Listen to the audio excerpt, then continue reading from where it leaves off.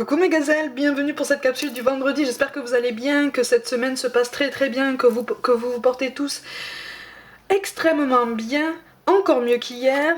Allez, comme d'habitude, on va regarder les énergies dominantes pour certains d'entre nous.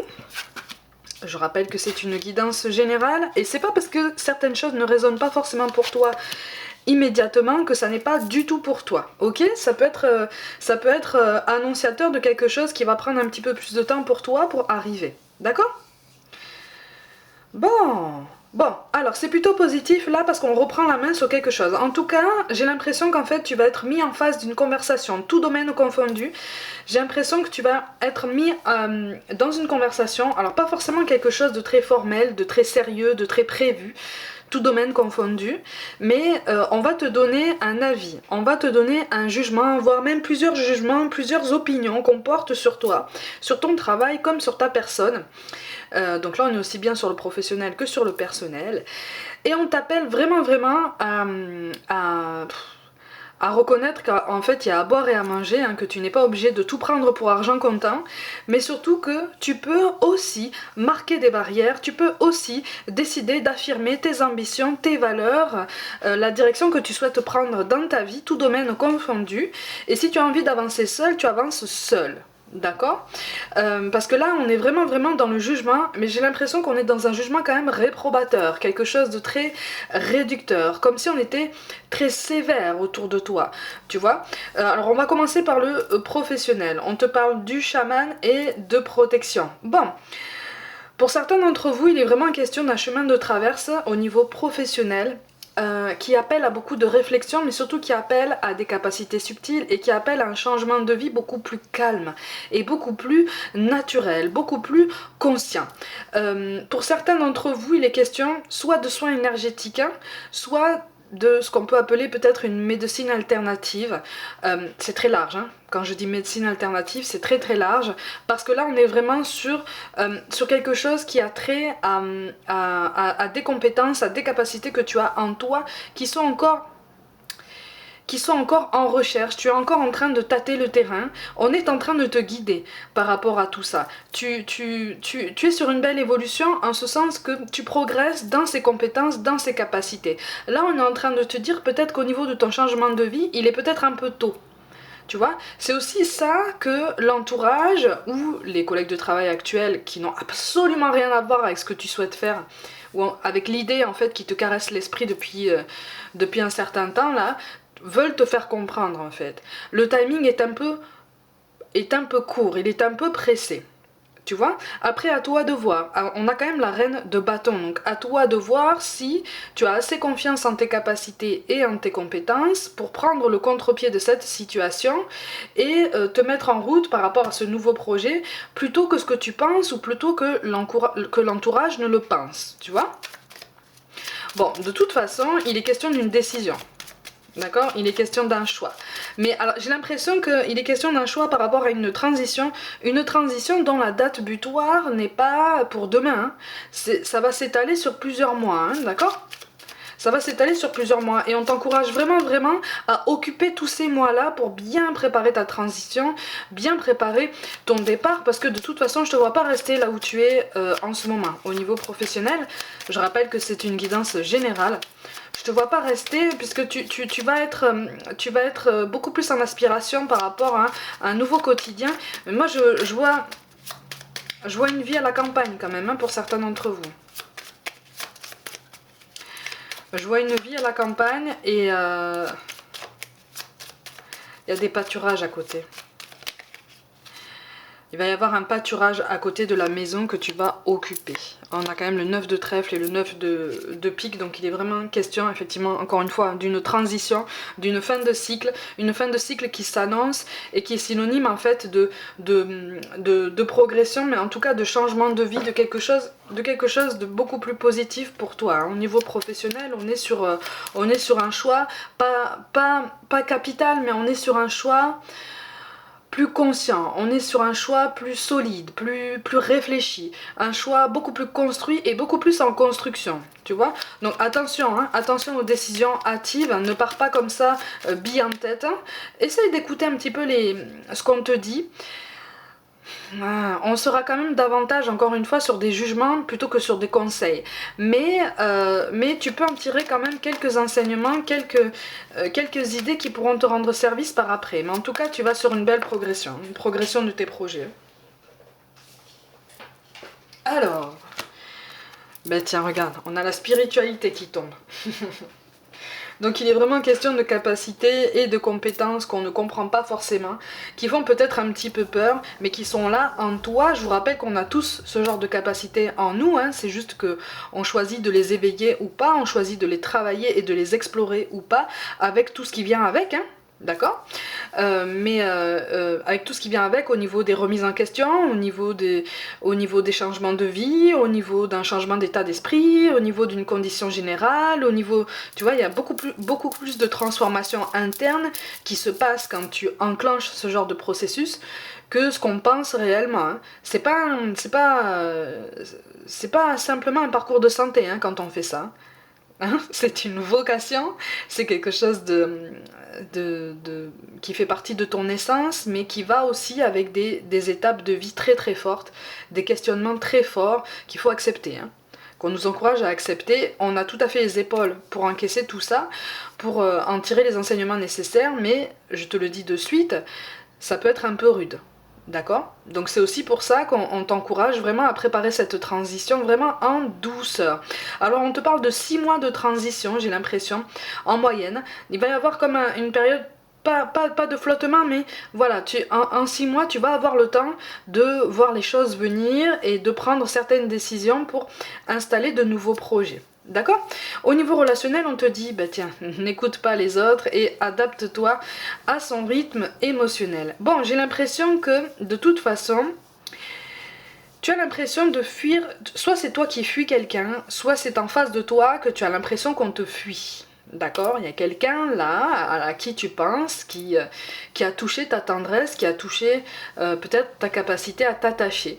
Tu fais des efforts quand même pour ne pas t'attacher, tu fais beaucoup d'efforts pour ne pas trop te projeter, d'autant plus qu'effectivement l'entourage est particulièrement réticent à un rapprochement entre vous deux, comme si cette personne avait, soit c'est toi, soit c'est cette personne qui a cette réputation en fait, soit de collectionner les conquêtes, si on peut dire ça comme ça, soit de ne pas être stable peut-être au niveau émotionnel, voire même au niveau professionnel. J'ai l'impression qu'en fait il y a un jugement aussi très très sévère par rapport au statut professionnel, parce que c'est quelqu'un qui change souvent, c'est quelqu'un qui, voilà, qui n'a pas forcément de situation pérenne, en tout cas sur le très long terme, et il ou elle est jugé particulièrement sévèrement par rapport à ça. Il ne tient qu'à vous deux, hein, de voir sur quelle évolution est-ce que vous pouvez plancher, sur quelle évolution est-ce que vous pouvez travailler ensemble ou pas. D'accord? En tout cas, c'est quelqu'un qui a besoin de mouvement, c'est quelqu'un qui a besoin de nouveautés. C'est quelqu'un qui a besoin en fait, qui n'aime pas trop rester au même endroit pendant trop longtemps. Tu vois, c'est quelqu'un qui a besoin de bouger quoi, qui a besoin que ça déménage, qui a besoin voilà que ça, qu'on mette du rock dans une maison quoi, si je peux dire ça comme ça.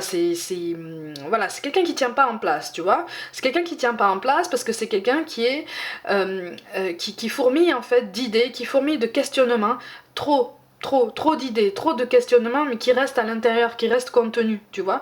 Et donc comme il ou elle ne sait pas comment gérer ça, il ou elle se maintient en mouvement tout le temps. Toi, tu es censé, ou en tout cas, on t'invite à suivre le mouvement, ou en tout cas, on t'invite à accepter la situation et à mettre les choses à plat avec cette personne-là, en disant que de toute façon, effectivement, rien ne presse, si ce n'est ce que tu perçois comme tel, encore une fois, que tu es là, que toi tu continues ta vie aussi, et qu'il ne tient qu'à vous de choisir la meilleure façon d'avancer. D'accord? J'ai l'impression que c'est quelqu'un dont tu n'es pas forcément sûr de l'investissement. C'est quelqu'un qui te dit une chose et qui, par son comportement, peut-être te laisse penser que il en est tout à fait autrement. Bon, ça c'est quelque chose pour lequel on t'invite à ne pas trop te mettre martel en tête, parce que c'est quelqu'un qui est réellement attaché à toi. Mais on me parle d'une gêne par rapport à l'entourage. C'est quelqu'un qui est mal à l'aise par rapport à l'entourage, qui sent qu'on le juge.